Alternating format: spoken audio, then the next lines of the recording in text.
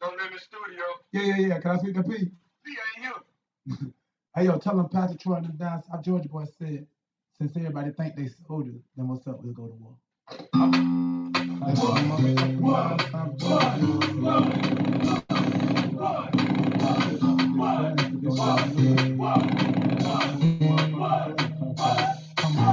nigga, fuck what you say. Ain't no more playing, GA. My nigga, fuck what you say. Ain't no more playing, GA. My nigga, fuck what you say.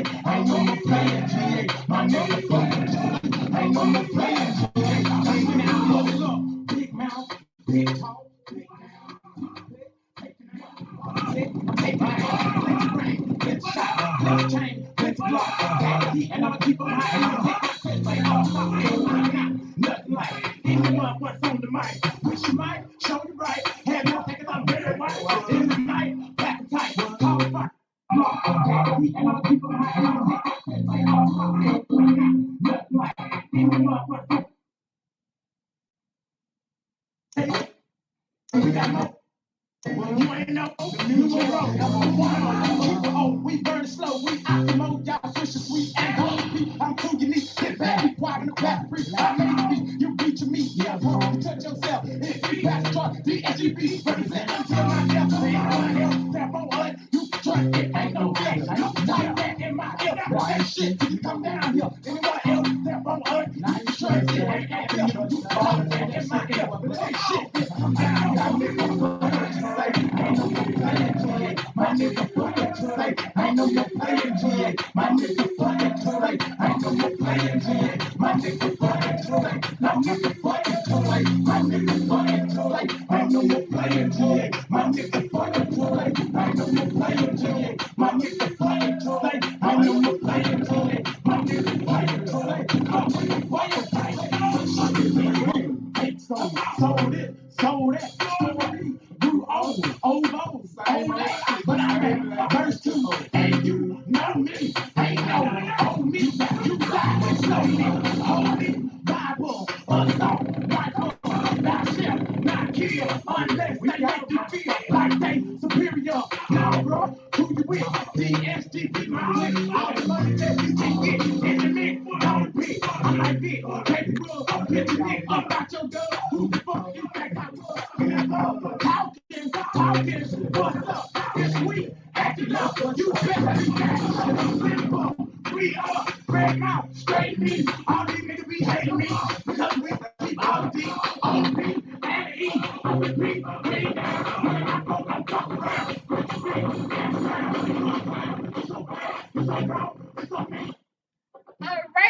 All right. We are live, y'all, and in the building.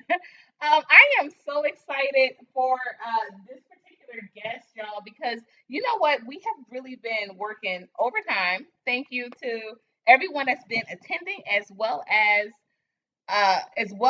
the suggestions that are coming in for the guests. Colored conversations on my channel have been picking up, as well as F Bomb Fridays on my channel. So please, you all, make sure you're tuning in on Thursdays and Fridays. Thursdays at 1 p.m., Friday at 5 p.m.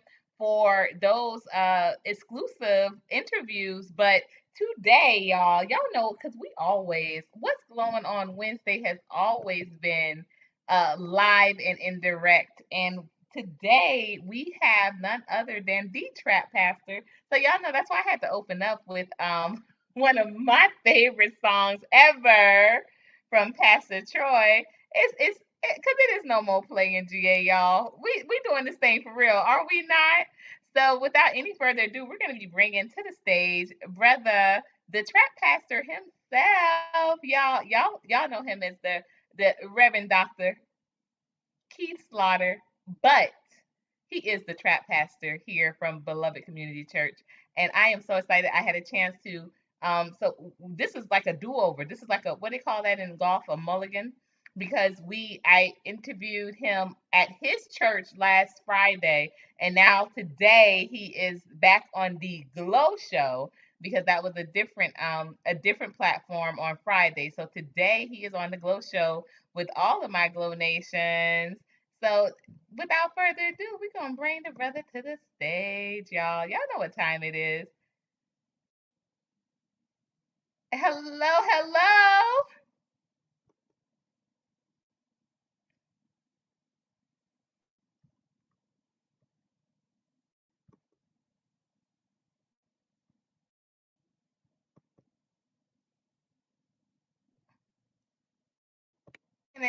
I can't hear you. I think, are you on mute? Bam. How about now? Can you hear me now? I Can you hear can me hear now? you now. Yes. Okay. Yes. Uh, So okay. Let me see here. Somebody's whatever hitting you were me. Let saying me. previously, just say that again. Yeah, I want to give a shout out to my barber, Spo the barber. It rhymes with explode, so Spo the barber at One Stop Barbershop. Y'all can One Stop Beauty and Barbershop. Y'all can find him there. Y'all, did your girl look nice today? I'm so excited, so excited, so excited to be all fade, all parted up, sharp, and everything. But thank you so much again for joining us. We're Glad to. going. I'm glad to be here. I'm glad to This be is here. this is like Can I? part two. This is the you said Yeah. what? No. Now you hear me good? You cool, right? Yes, I can hear you perfect now. Okay. Excellent. Uh, well, hey. Glad to be here at the end of Thank evening. you. For part two Yes. of our interview at the Colors Only Cafe. I, this is my favorite place to kick it. And I invited you into my home. You was at my church last time. I know. That's why I said we can even though it's not F bomb Friday, we can feel a little bit more free with F bombs because it is not in the church in the place of worship. Yeah. But Yeah. you Mm-hmm. know, because I tune into your show, Mm-hmm. I always feel like I when I came for the first time to be there physically, I felt as though I had already been there because I tune into your show. So before we Mm-hmm. get started, tell them where they can find you on your platform and where they can find you physically, where Beloved Community Church is, Pastor. Where I be at? Well, the church is located at 1113 Ira Street and 1117 Smith Street. We have buildings that are very close to each other, across the street from each other, but just on different streets. But at any rate, we have worship on Sundays, but we really, and that starts at 10. And but I think we're getting ready to go back to 11 because we changed it to 10 because of the pandemic and all that, and everything shifted kind of forth. But we are a church with ministries, meaning different approaches to service, to providing service, because that's what we understand ministry to mean, service.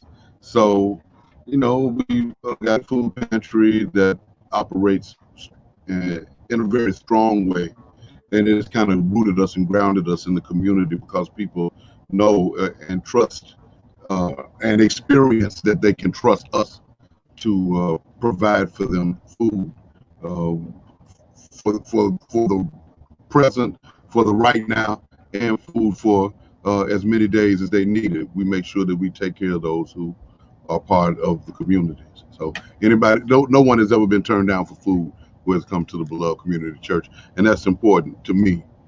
And I say, hey, actually, Jesus fed the 5,000.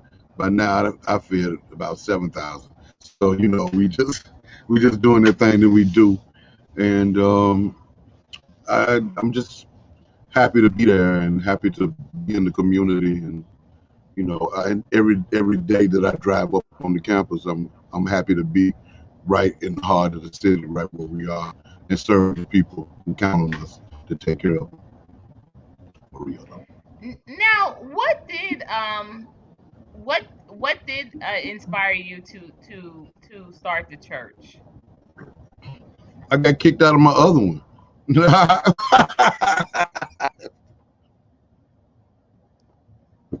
So Yeah, we I say, mean, you know what? no, no, I mean, If you I passed can't beat this. them, create one. Well, actually, the people who were a part of the other church that we were a part of, and I mean, it was history. I served as pastor of the Thankful Baptist Church in Decatur, like a historic African American congregation. Um, and it was actually the church that Martin Luther King Jr. performed a wedding ceremony there. You know, it was a historic church. Anyway, so we parted ways. My last sermon there was Easter Sunday of 2015, and after that we never went back. I got my stuff and we left. And the next Sunday, people were like, "Look," and people by people I mean primarily my wife and a couple other members, Mama Lou and some more folks. Anyway, they were saying, "We don't have any place to go to church, and we would like for you to preach to us. Can you find us a place?" And at the time, I was the president dean of Morehouse School of Religion, and I had space available in the dormitory that I was responsible for taking care of. And so we began to meet there, and we met there for as many months as it took us to find the building where we are presently. And it's that's a real deep and heavy story how we were able to acquire that place. But I think that we were actually really guided there, and that spirit made space for us to be there. So we're doing what we're supposed to do, I think. And how many years there, brother? We've been there since 2016, so um how long that is, 5 years. About 5 years. Yes, yes. In that Um, spot, 5 years. yeah,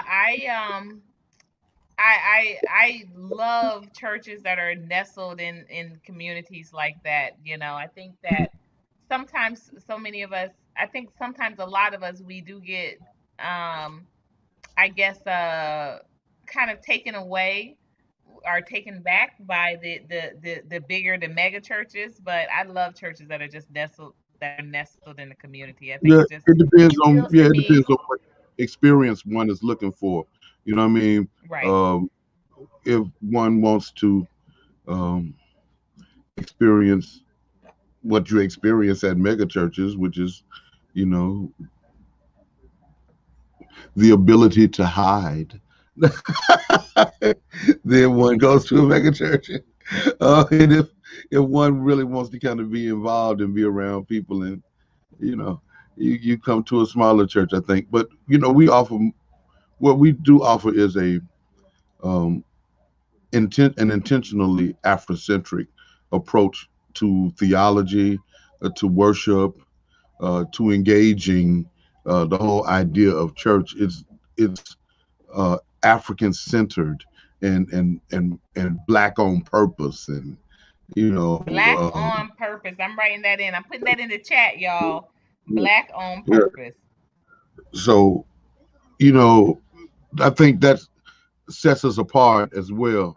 I think that that is something that makes us, you know, unique among churches in Atlanta. You probably there are probably 4 or 5 maybe Hmm. Afrocentric congregations, intentionally Afrocentric congregations. Well, of course, you got the Shrine of the Black Madonna. You got uh, First African Presbyterian Church out in Lithonia. You got Rise Community Church right not too far from us, and you have Sankofa United Church of Christ, which is over on further down Ralph David Abernathy. So I mean, those are if you're looking for Afrocentric, intentionally Afrocentric worship spaces, that's going to be about it. So we happy to be counted among the number of Black people who are clear that from a theological perspective, but also from a psychological perspective, it's important Hmm. to embody and in flesh the blackness of sweet Black Jesus. Sweet Black Jesus. And that was my next question I wanted to talk about, because again, we're part two, but also remember, so I'm gonna do the due diligence for you. I know, we did list physically, but you can find the Trap Pastor. Is it every day, Pastor, on your channel, on the Trap Pastor channel? Monday through Thursday. Monday through Monday through Thursday, Thursday, every day. generally What 11 to time? 1. 11, 11 11 to ish, 1. 11-ish to 1. What's up? Okay, Meaning, 11-ish if you to go 1 on right o'clock. at 11 o'clock and you're looking for us, we probably won't be there. But if you tune in by about 11 and 12, 11, 13, we bumping. You know what I mean? Okay. So So 11. 11-ish to 1 o'clock. You can Mhm. find him. And I actually, it was really, I always say everything is spirit led. It was divine alignment the other day when I was tuning in, because I always tune in. But the other day when I ended up tuning in, and I tuned in a little late, but I saw your interview with Mr. I honestly tuned in because I said, "That's a white man sitting in the throne seat. What's that? Who is that white man?" And it was Mr. Professor Rhodes from Kennesaw. So I Yeah. did I Yeah. did reach out to him, and we had a really good conversation. I'm hoping that we Yeah. can keep some conversation going regarding the colored only cafe. So I'm Yeah. looking forward. And I want to say, brother, I'm gonna say this. Now, if you're gonna shout me out about them chickpeas, you should have given the disclaimer that I did say that they were undercooked, brother. And then I said, "How you gonna forget my name when I'm But an the cabbage, Omega just like you?" You talking some but that the girl that look, interviewed me? look, the Pastor. cabbage, the Pastor. cabbage was excellent. The cabbage was excellent. And what I was doing is I'm eating mama's pinto beans right now, like Yes, literally at this moment. At 5 o'clock, they come down and say the beans are ready. Yeah, you know what I'm saying? So, yes. so I'm still having a few little pinto beans. I'm like I said, you got me on the eating healthy tip, and I'm rolling with you. You know, ain't no Well, chickpeas, but thank you.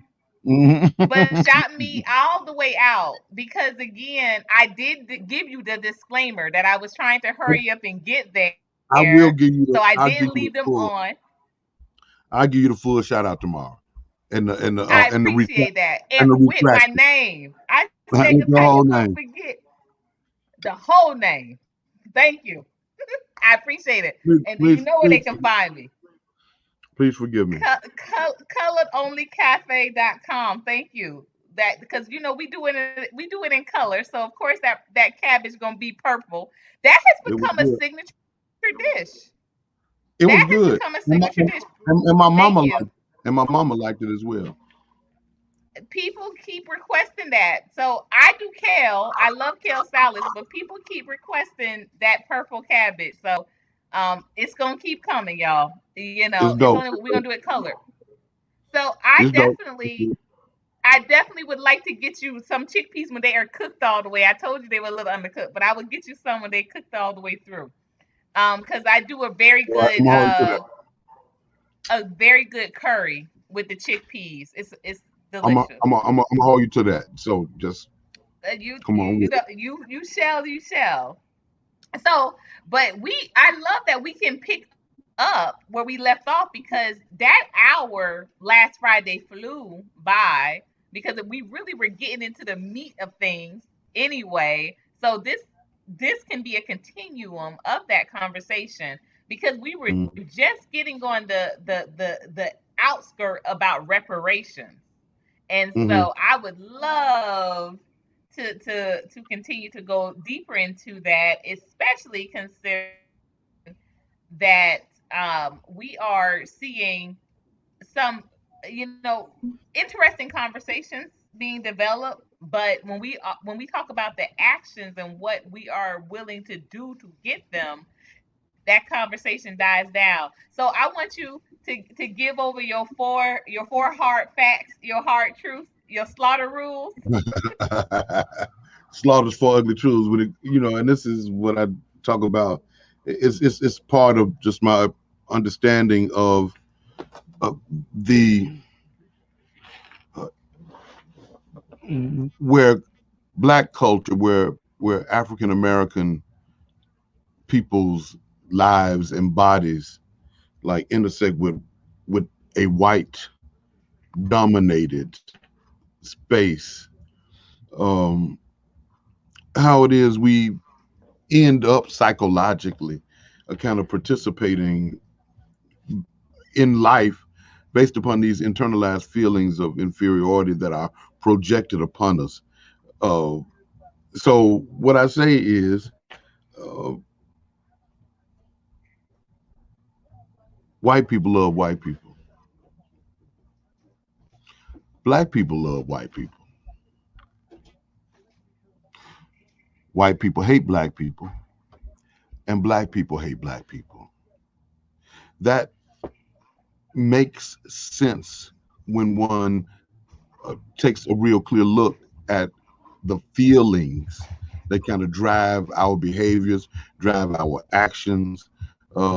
We've been conditioned to hate ourselves, and the work that we do uh, is all geared toward us coming to the ability to love ourselves and to love people who are part of our families, are part of our communities, and to see ourselves as being, comrades and colleagues and brothers and sisters like we say we do. That's what we got to do and be. And I think that all begins with it all begins with one's understanding of themselves in relation to God, right? If Because I don't teach people that we just sinners. I teach that we are part of God's family and God loves us. Others have attempted to control us by using divinity as a source of fear, a source for a punitive kind of a space to,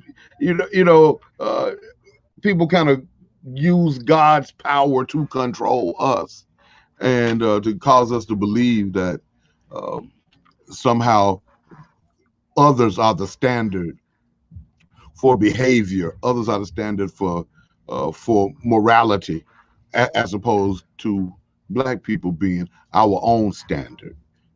So I teach that because I believe that is what God expects of me, to help black people move toward liberation and to reject the idolatry of subjugation to other humans.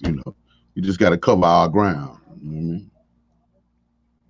Now, I saw, and I came in on the tail end of his conversation. I haven't watched the playback yet, but the Mm, gentleman that was on not before Jason, but I believe the next day, where you had the gentleman speaking about slave narratives and telling those stories.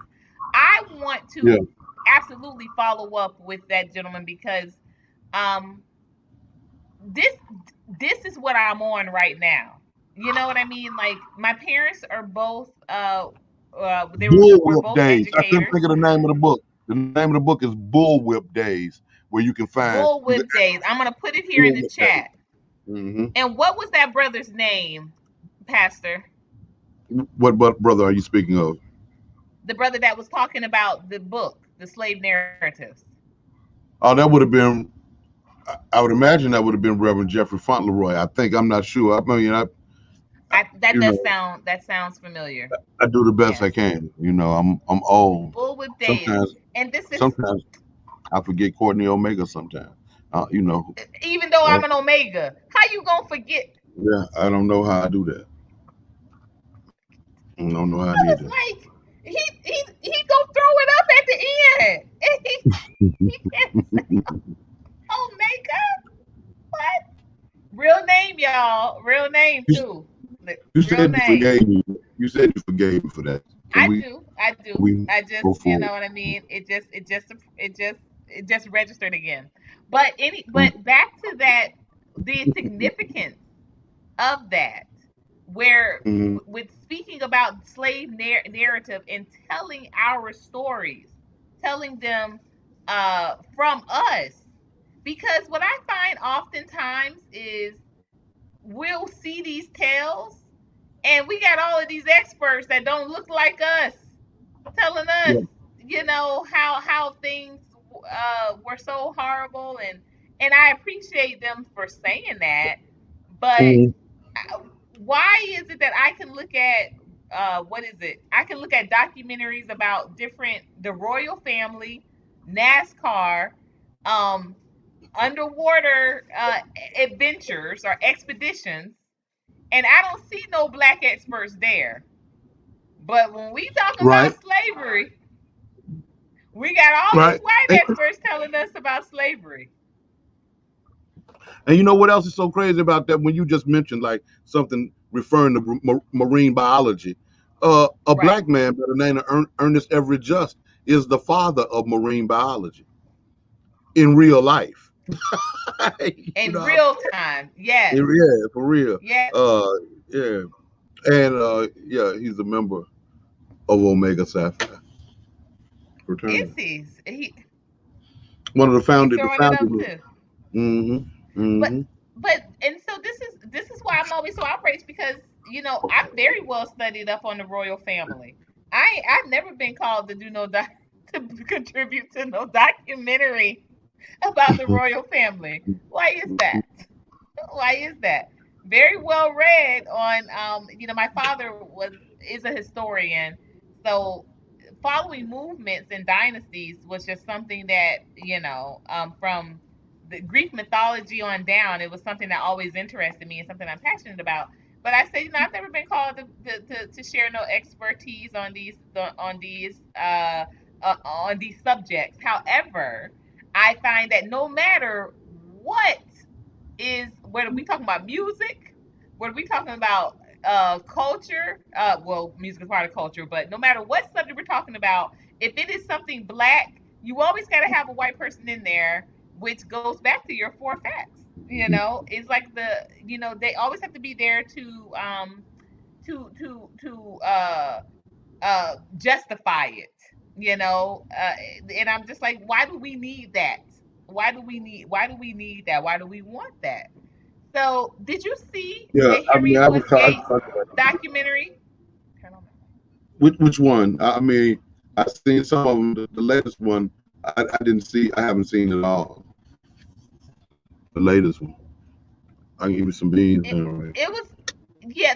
It was I think it was two parts. It was the church, the black church. Oh yeah, I saw that. Yeah, I was when it came out. I didn't like it because I was mad. I mean, I liked it because they talked about the black church, but and I'm a part of the black church, but I'm also a part of the Black Academy, the Black theological tradition, which is, I mean, literally housed uh, in the teachings and in the reality of the Interdenominational Theological Center in Atlanta, and it was just unconscionable to me and to my colleagues for there to be a documentary made about the black church and you don't come to the school, the preeminent institution where the black church is undergirded theologically and theoretically. You, I mean, you don't do that. Wow. So we Wow. were angry. We didn't like that, but the response is that we got to do our own. You know, we got to We create our have own to. content. Yeah. We have Hmm. to. And you know why that's so significant also into what you're saying, But it was because good. I mean, it was good. It was good to expose black people, expose people to the part of the role of the black church in the development of mhm, the country, which is what it was basically about. Yeah. Uh, go back to Courtney. Part of that conversation that you was asking me about when the book Bullwhip Days came up about yes, slave narratives, that came yes. up as a like a side piece of the conversation that we were actually having about the 1619 project. That is, Right. yeah, Correct. Let and me what is put that so, in there too. Correct. yeah, and what's so wild. So the last couple of days, I've been starting the show by reading a piece of the 1619 project, and when we do that, uh, my cameraman, my producer, my show engineer, what he'll do is flash up 1619, and for 2 days in a row, whenever that happens, the transmission is interrupted, and the system crashes, and he has to start back over again. Wow. I'm serious. It's happened 2 days in a row. Wow. You So know, we know so what I don't, we know what's you at never play. know. I don't know. You know what's at play? What does it say in scripture that we wrestle with not with what? Not with flesh and blood. But with what? Mm-hmm. But with what? Powers and principalities Come and on. stuff in the air. The prince of the power of the air. Yeah, Come yeah, that's on. what it says. So And so I yeah. don't. Yeah, in a very real way, I would imagine that one could reference that scripture in relation to what we experienced on the show. But I just want to do a disclaimer. What it was talking about in the Bible didn't have nothing to do with my show on the day yesterday. I just want to do a disclaimer because I was sharing that I'm a theologian, so I can't act like I ain't no theologian if I share that and that I'm a professor at a seminary, you know. So So yeah. let's talk about this because I got my banana chips here. You got your pinto beans. I got my banana Yeah. chips. Yeah. But is God Mm-hmm. black? Let's talk about it. Yes. Yes. Next question. How do we know it's found? Look, I love that. But how do we know? We know ourselves because we know ourselves, and we know that others can't be a representation. Because if let's just say this. I'm gonna be real simple with it. If we say that God is good, right, and people about it, you can get most people to agree that God is good. God is love. We see that in the biblical text, right? Mm-hmm. God is good. God is merciful. God is kind. God is justice. God is truth, right? Now, do you see that in white people? Any other characteristics that I just named? Do you see it? It's just interest. It's just a, you know, for me, you don't have to get all deep and theological with it. What you do is take a practical look at what you experience in your life. Are people? How do people treat you? Do they treat you good, and do they treat you with love, or do they attempt to hurt you and to hurt your family and to hurt others that look like you? It's just that simple to me, and I'm glad to be able to say it just that simply. You know, Mm-hmm. um, just pay attention to what you experience, and uh, how God is involved in whatever you are experiencing, right? All right. Because I mean, we always say, okay, this is what God is like. If how people engage us ain't like that, then they ain't like God. Period. It's simple. So with that being said though, and that is simple, but with that being said, why do you think we have not achieved the type of atonement that is spoken of in the biblical sense? When I say atonement, I mean that we haven't received reparations. I mean that the world has not, um, not the world, at least the nation. But Mm. we can look at other parts of the world as well. We Well, can we look can at what's say, happening in Palestine. Absolutely. and I'll Why has agree with it? you. I'll agree with you. I would just add to your statement. Yet, Yet? Mhm. that's the only thing that I would add. I think that we continue to fight. We continue to be creative as we engage. The problem of white supremacy, which is a global um, disease that affects every person on the planet. So, uh, yeah, we engage in the fight. That's our job. Each and every generation, each and every cohort of humans who find themselves dealing with oppression, it's their job to fight it. So it might not, as a system, be solved during my lifetime, during your lifetime, but my function in it is to attempt to destroy it, to attempt to dismantle it, and to Mm-hmm. do so, and to undermine the goals of it by providing a counterbalance. This system exists to kill, steal, and destroy, and I exist to heal, to love, and to create. So Mm. we create a counterbalance, you I know. love it. You know, you can't just say that evil don't exist. Yes, it does, and it'll consume you unless you recognize it, acknowledgement, you know, do an assessment, and develop a strategy to engage it.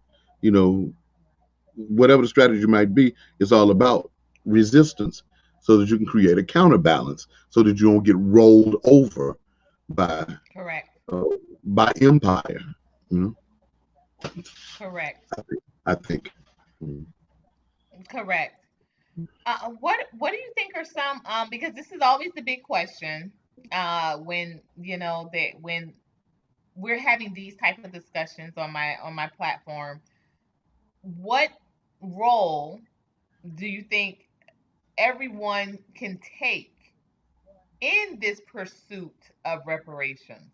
So this means down to the itty bitty baby to 100-year-old, you know, great great grandma in the home. Just what is the role that anyone can pick up and say, this is what I'm going to do today, right now, or this is what I can do today, right now, to make sure that we see reparations in this lifetime. I mean, that's a hell of a tough question, to be honest with you. I was trying to think it through, I'm a and I lady. don't know what. I'm a I don't tough know. lady. Excuse me. Because I'm a I tough don't know lady. what I see. I don't know what. So my answer is I don't know. But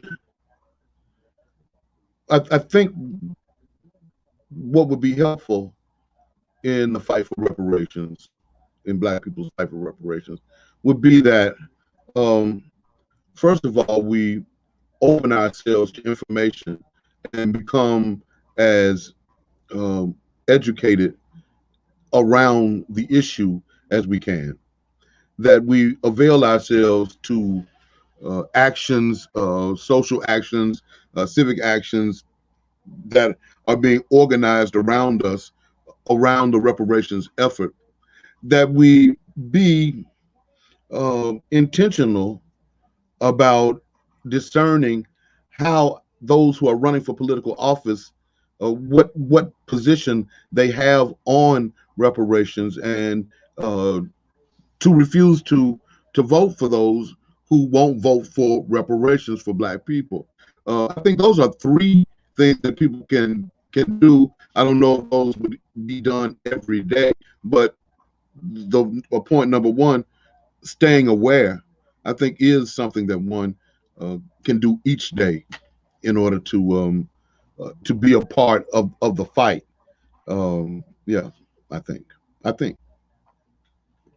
Well, and I definitely concur. You know, as someone that did hold public office, uh, you know, I think that not even I think this is something that my ex-husband always taught me not to speak in absolute terms.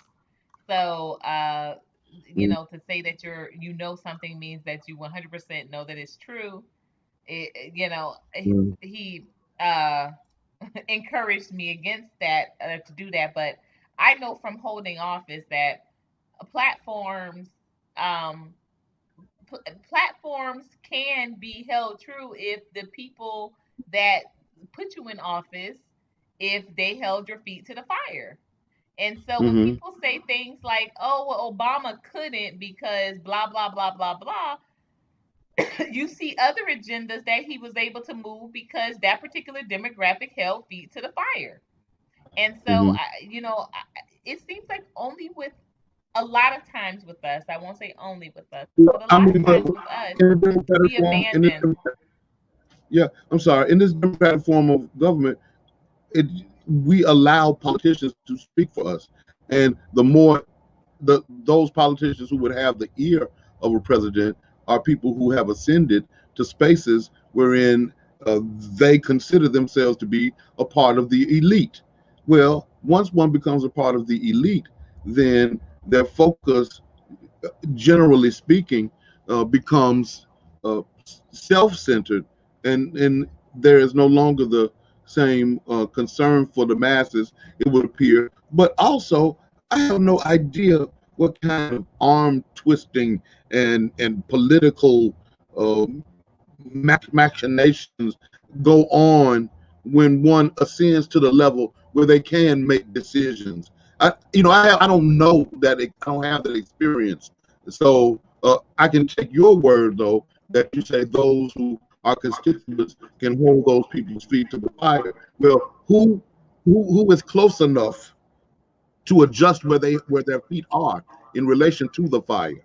Yeah, I think that we can use platforms like this one, like yours, shows like mine, and other Black people who are attempting to traffic in truth telling to share our reality and our experiences from our perspective. And just to be clear, that we're just as smart, just as analytical um, as any other people. So we see what's happening in front of us. So, but to be absolutely clear and honest and true, what we're up against is something that we've been up against since we encountered Europeans and captured and kidnapped and enslaved. Uh, what we're dealing with now has direct connection to that and the attitudes that that we have about ourselves and attitudes that whites have about us, which take us back to the original uh, part of the conversation, which was slaughters for ugly truths. It all goes back to that. And until we get clear about that and make our way through it, I think we'll experience much of the same that we have always experienced. How do we get clear about it, in your opinion? How do we how do By we being honest with, unlearn by being honest, that conditioning? by being honest with ourselves Mhm. and Mhm. checking ourselves, being honest about um, how how we think about the self and each other in relation to those who operate as our enemies. You know, you know, open one's eyes and just pay attention to what's going on around you and to look from your perspective. What we generally are convinced to do is to look at reality from others' perspective, a perspective that's not ours. Right. Because you have when you speak about race, you have Black people say, "Well, we don't need any money. We need programs." You know, Yes. yeah, we don't. And if they got some money, all they'll do is go buy bonnets and buy the pants and let them hang down and buy Dodge Chargers and challenge. Black people be saying stuff like that about Black They people. do.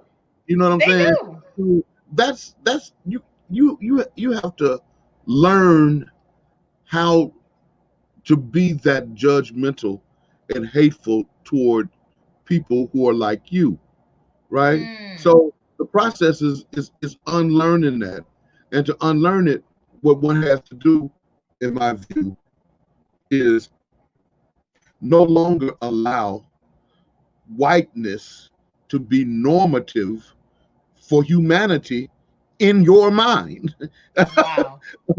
And I know that Wow. might sound simple, but that's a shift for people. Many, you see people, whether they're rich or poor, they look at white people as the norm, the standard for, what's the standard for being middle class? What's the standard for being high class or rich or elite? It has to do with how many resources one is able to consume or to hoard.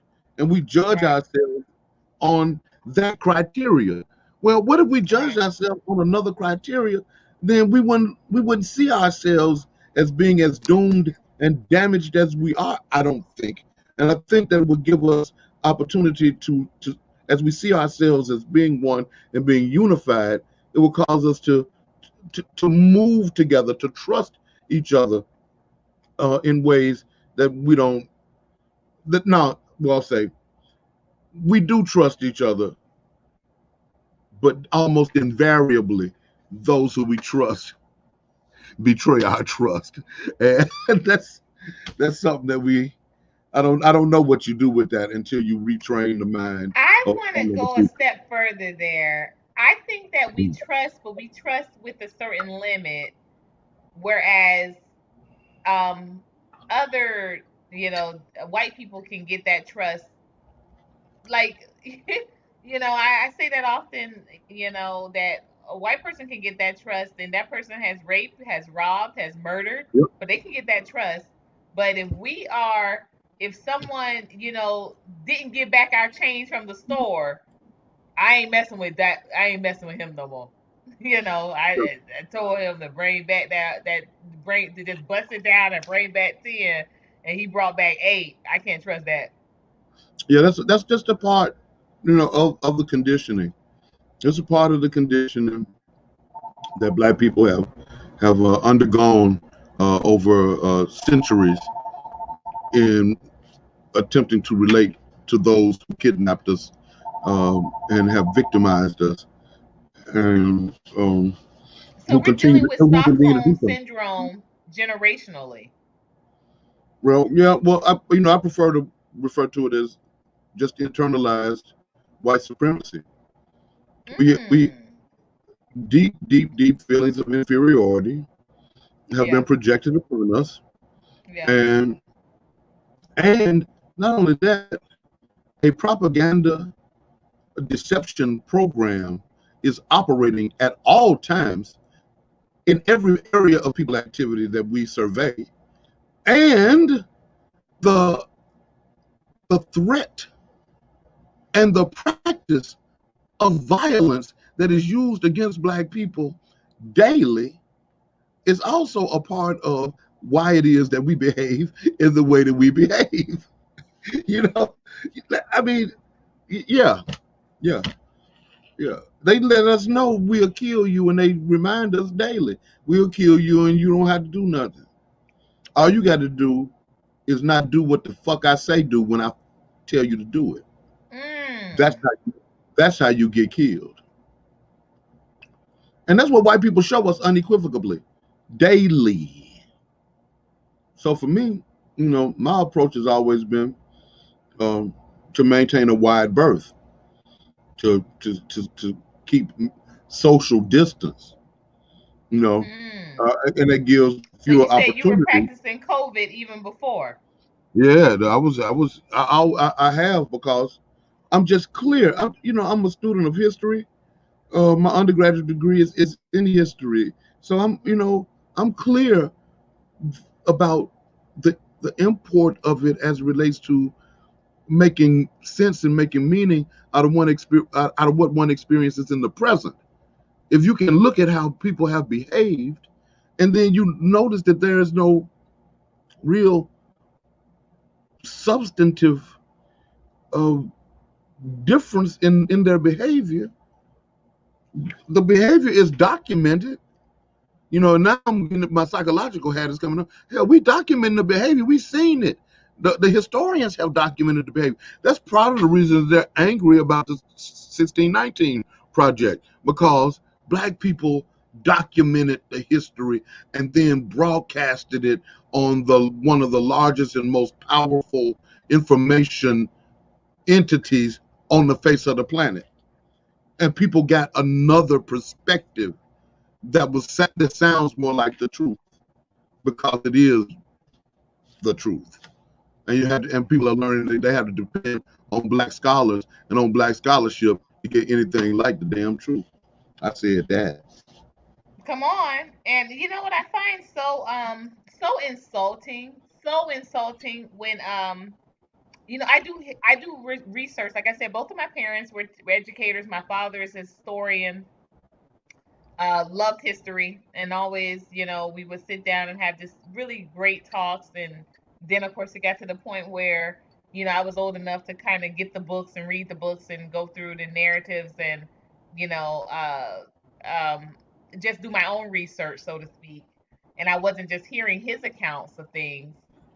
Hmm. But I would always be look into plantations, and when they would talk about how certain plantations were treated, the ones that they would what they would call being treated better were plantations where the wife wasn't being summoned to the big house, and that's what they thought being treated better was. And Yeah, it would really it would really just frustrate me to no yeah, end it's how mind-boggling. even then.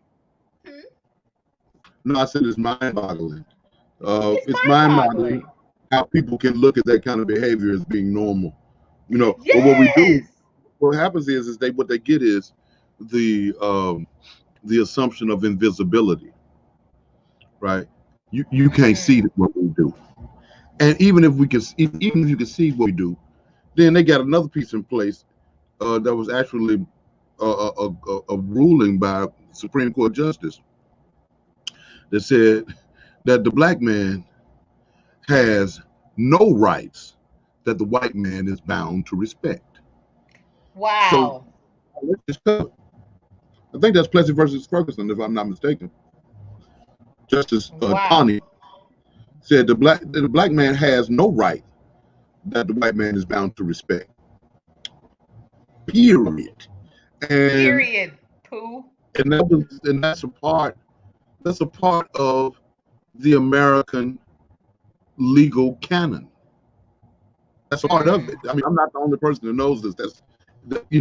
And white people be operating according to that principle. Mhm. Yeah. My gosh. When we talk about this audacity, right? When we talk about the audacity, with not only words, but and we all know how words are powerful, words are spells, but just with the actions, and but the refusal of us to be aware and to be like I said, to just be to be who was the one that said to be angry is our right, to just Yeah. we don't even exercise that right. There are It is forces. my right to be angry. There are forces that operate in order to um, quell that anger, to cause one to be distracted and not able to actually ruminate and then take action on the anger. And the primary thing or approach to doing that is causing persons to be angry at themselves and to be angry at others that look like them, right? Hmm. To Hmm. continually keep wedge issues at the forefront of of one's experience. You know, I wouldn't say that there's never been a time uh, when black people did not engage in, petty bickering with each other. However, I was just riding and listening to music, and when the DJ came in to talk a little talk, they talked about just the different beefs that's going on between this artist and that artist, and you know, I think that kind of contributes to a narrative of dysfunction among us. And again, there are things that we can do, uh, like not engage in that kind of signifying, if you will, for lack of a better term. Hmm. Just for the purpose of community building. Because if I'm arguing with you, we can't build community together. If I'm looking at reasons to be angry with you, it's gonna make it impossible for us to work together. So, Hmm. I think it takes some intentionality on our part as well. But more than anything, you gotta block out and resist being recruited into the narrative of the white supremacist. It recruited into this narrative that is created for us through religion, through the academy, through the political systems, through the economic system, and through the social systems that are existing presently in this country and all over the world, because white supremacy is a global epidemic. It's a pandemic that Yeah, has been existing for quite a while. that's the pandemic. Mm-hmm. That's the real COVID, and it's no Mm-hmm. vaccinations.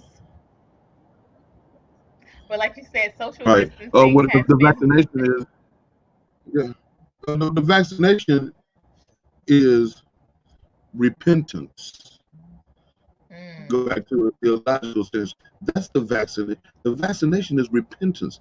It's being honest and truthful in saying that our behavior is genocidal toward Black people, and we will stop that. And anything short of that is, as Bob Marley said, everywhere is war, because the people will always push back against being totally and completely rolled over. You know, it looked like we losing, mm, but we damn sure putting up a fight. wow. Wow, and I want to say something too. n- You know, not to slight anybody or anything, but I definitely know there is no way that much being messed with right now, and I know it is because of this powerful conversation. They are very much being messed with right now. I'm looking at three different devices, and it's giving me three different numbers, and I'm just like, okay, this is when you talk about that 1619 blinking and things Yeah, go awry. And yeah. also, just to add, further support to that, on my community tab, when I announced that I was going to have you on, it was, Mm, it's been a very well received post, you know. And wonderful. so for this to be happening right now to my numbers, this is how you know when you're really talking about something. This is how you know Yes. when, yeah, this is how Yeah, you know when yeah. you have something powerful at stake, because you get messed with like this. Hey, peace, sis, Northern Belle. How are you? I know it's been a minute. Okay, so we are closing in on our hour. So we're about to do a top six at six. Are you ready? Are you ready, Pastor? Whatever. I don't know what it is, but I'm down. So, I love that. That's the energy that I love. mhm, Okay. So the mhm. top six is just a round robin that I do with my guests, and we go over, it's all types of questions. So don't fret. It's nothing hard or nothing too hard. Well, I guess too hard depends on you. Okay. All right. So there are, well, I don't know. I think you do know. I'll just say this anyway. So number six, there are two sunshine states regarded in the United States of America. Which state is the real sunshine state in your opinion?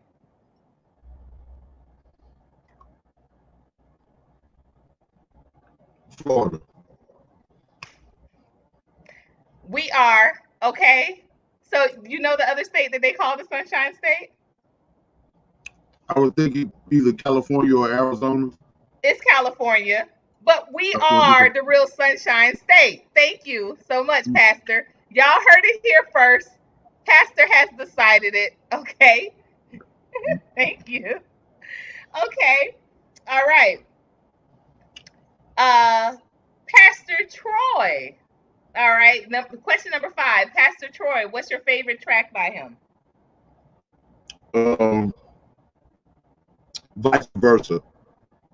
Mine. Oh my gosh, Pastor. You should have told me. I would have had that come. Doom, doom, doom, doom. That could have been your intro. Doom, doom, doom, doom. Come on. I That don't know could who have you been thought you your was talking to. intro. I didn't Huh? know who you thought you was talking to. I didn't know who. I don't know who you thought you was talking to. When you asked me about Pastor Troy, Pastor Disaster. Yeah. Vice versa. That was clearly that was one of the one of the dopest vocal performances, vocal rap performances by any hip hop artist. The way that he used like inflection, rising and the lowering of the voice, the tension, and then the release of the tension. I mean, it was like theater. It's amazing. It's Like theater. amazing. And I don't know if you ever listen, but you know, if you listen to it on one speaker, the whole rap is on one speaker and the whole another rap is on the other. Yeah. Somebody put me on to that at FAMU. Yeah. Yeah. If you listen to just one at a time, the whole rap is on one, and then the whole other rap is on the other. Like it's vice versa. The opposite rap is on one, the opposite rap is on the other. Yeah, amazing production. Amazing production. We Yeah. next time you and I come on, that's got to be. We got to have play that one up there. That's beautiful. Okay, all right. Wow, that's a good one. Okay, so number 4, the best the best food that Chicago has to offer. What is it?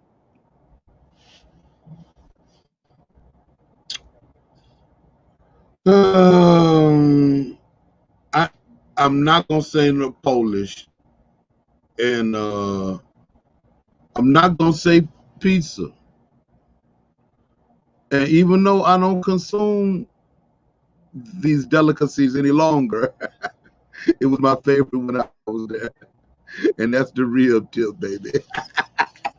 Rib Chicago tips. got Wow. the best Now rib. I know when you were talking to the Reverend, you said that you no longer that you can't turn down chicken. So how long Right. has it been since you haven't eaten the ribs? Probably about two over 2 years now. Okay. Two almost 3 years. Yeah. Okay. Mm-hmm. All right. So being with that, since we on food, we gonna move it right along. Number 3. Mm-hmm. What's the longest you've gone without eating chicken?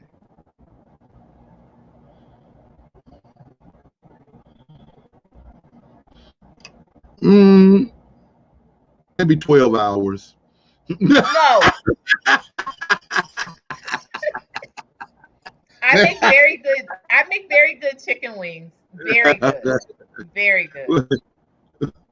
Not On really, Father's Day man. weekend, on Father's Day Mm, weekend, you should come see me over in East Point. I'm going to be doing chicken wings, chicken wing platters for Father's Day weekend for Juneteenth next weekend. you got to Yeah, pop up or something. You got to pop up going on. it's at the core. It's not a pop up. I'm every Sunday. I'm there at the core, off of Main Street, 2857, Main Street. Every Sunday, I'm there. Okay, we had to check you out to see what your chicken wing styling because I'm an And expert. that will be the only time I do them because East Point, they are vegetarian lovers. I did Mm, chicken wings my very first day there, and I only did 2 platters. Brother Bakari bought one of the platters, we but love brother Bakari.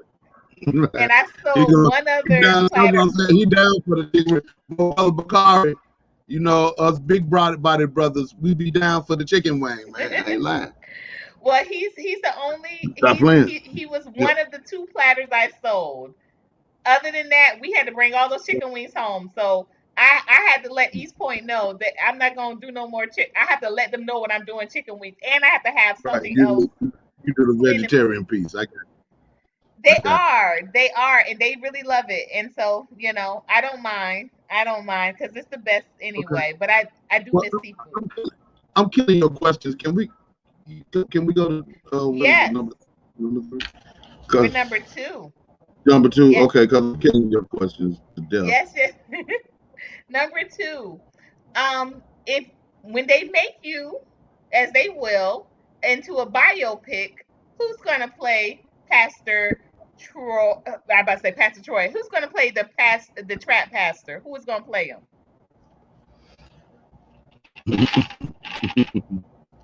Denzel Washington.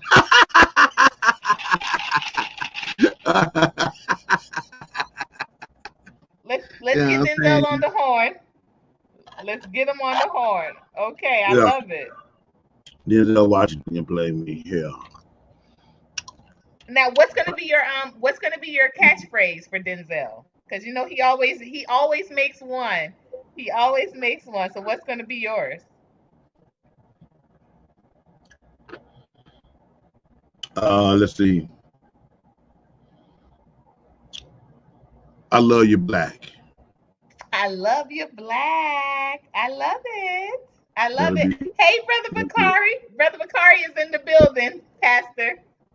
wonderful. Wonderful. What's up, Yes, bro? yes. You already know. Okay, number one, last question. This is it. This is a big Hmm. one. Let's do This is a big question. it. Let's do Okay. it.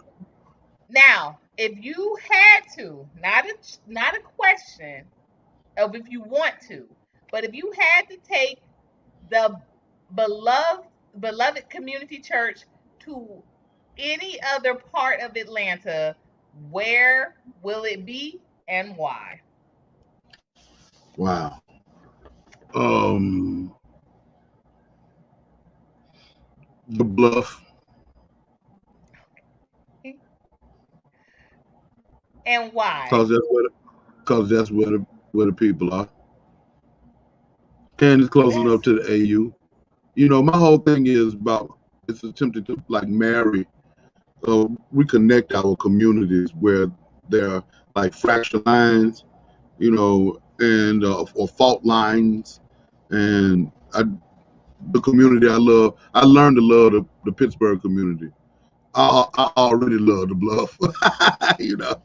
So, because I spent so much time at the Interdenominational Theological Center, which is Sunset runs into ITC, and Sunset is like the main drag to take you all the way down into the Bluff, So mm, I've always liked that community, and always just love the spirit of the people. So yeah, if I had well, to, I love it. I love you like it. I love it. I want to yeah, thank you again for rocking with us, for glowing up with us today. I am sure I'm going to have you back on. These conversations, they seem to just go so fast. I really love engaging with someone who is very aware as well as someone of the faith, because a lot of times I think as a believer, I find myself running into discussions where they have to be separate. And so that's why I eat up literally these type of conversations, because God is a God I of liberation. God is a God of absolutely. liberation. God wants us to be free. God don't want us to be subject to any other human beings. You know what I mean? God wants us to be Hmm. free, to leave other people alone, and to do the best we can to be helpful to one another. That's all I'm trying to do. And so with that being said, y'all know what to do until next time. Glow up by any means necessary. Y'all see Malcolm in the back there. All right. Until next time, to catch us here next Wednesday. But tomorrow, colored conversation. Check me on the website, coloredonlycafe.com. Next tomorrow at 1 o'clock, we have a very you guys from Babar from the state of the Black America will be joining us, hip hop artist the Great King. And please make sure tonight, you all, at 7 o'clock, tune in to the Mahali Party for their exclusive Zoom, the only party that talks about our own nation and reparations as the number one agenda on the platform. So make sure you tune in tonight at 7. The link is in my community tab. Do not miss it. Until next time, y'all know what to do. Glow up.